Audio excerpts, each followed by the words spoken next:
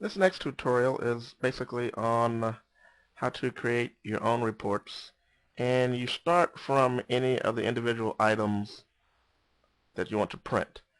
And so in this case, let's go ahead. I'm going to choose an item from the list here. I will choose the Game of Life, and I will click Reports, print this item. Now what this will do, let me bring this into our window here by resizing it a bit. Okay. And what this will do is this will actually show you the main fields that you've entered. So as you can see, title, publisher, year, decade.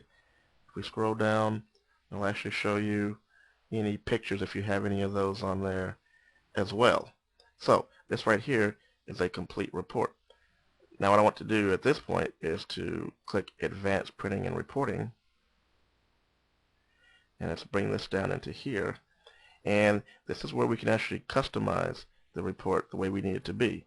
So I'm only interested, for instance, on this report to show the title, the publisher, the author, and maybe the year.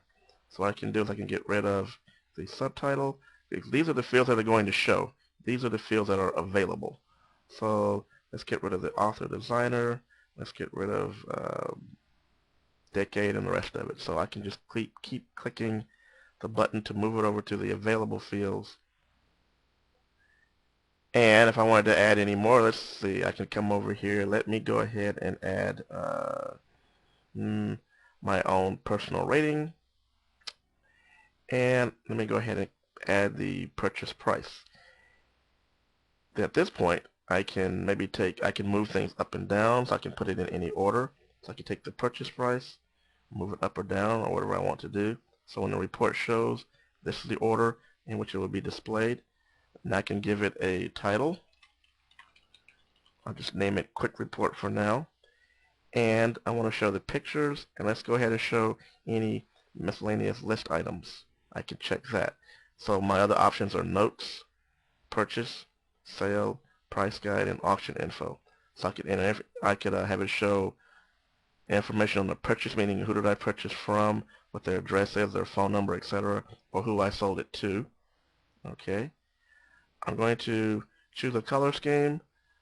It's optional, but I'll go ahead and choose one. I'll go ahead and choose, let's choose DirecTV again.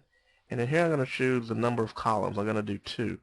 If I move this down, this is for the details part of the report. And as you can tell here, there are 4 columns. So I'm going to shorten it down to 2 columns by choosing that here. I'm going to move this up. I'm going to click View Report. And now this is a 2-column report, and it only shows the items that I was interested in, title, publisher, edition, etc. 2 columns, pictures below, and miscellaneous list because I turned that on. So I can come in back to advanced printing. I can once again take information from here and move it over. So I want to see if the game has play money. Let's go ahead and move that over. And I'll turn off pictures, and I'll turn off miscellaneous list. And let's make it 4 columns. And I'll click View Report. And now it's 4 columns with nothing else because we turned off pictures and we turned off miscellaneous list. And it just basically shows the information that I wanted to see. And under play money, it says that it's true. So as you can tell, you can quickly come in and create reports, and you can do it millions of ways by basically choosing the fields that you want to see, in what order, and how many columns, and what information you want to show, and the color scheme, and there's just a ton of ways to design your reports.